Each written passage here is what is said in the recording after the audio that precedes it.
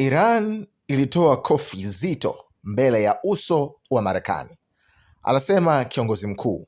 Kiongozi mkuu wa Iran anasema kuwa nchi yake iliipiga makofi mazito Marekani usoni mwake katika maoni yake ya kwanza hadharani tangu kusitishwa kwa mapigano kati ya nchi hiyo na Israel yaliyosimamiwa na Marekani. Ayatollah Ali Khamenei alisema siku ya Alhamis kwamba Marekani haijapata mafanikio tangu ilipojiunga na vita na Israel dhidi ya Tehran kwa kupitia ukurasa wake wa chapisho kwenye mtandao wake wa X. Alisema utawala wa Marekani uliingia vitani kwa sababu ulihisi kwamba ingekuwa na uwezo wa kuondoa utawala wa Iran kwa kuisaidia utawala wa Kizayuni. Akidhania Iran inaweza kuangamizwa kabisa, aliingia vitani katika juhudi za kuokoa utawala huo wa Kizayuni, lakini haikufanikiwa chochote.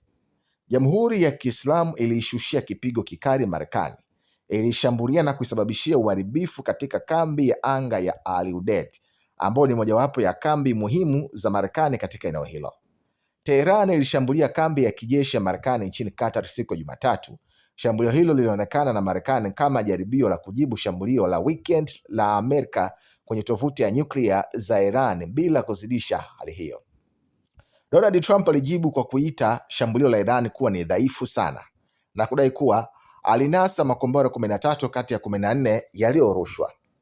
Katika chapisho kwenye mtandao wa X baada ya shambulio hilo, msemaji wa Wizara ya Mambo ya Nje ya Qatar, Majid Al-Ansari, aliongeza kuwa ulinzi wa anga wa Qatar ulifanikiwa kuzuia shambulio hilo na kukamata makombora ya Iran na hakukuwa na majeruhi wala vifo.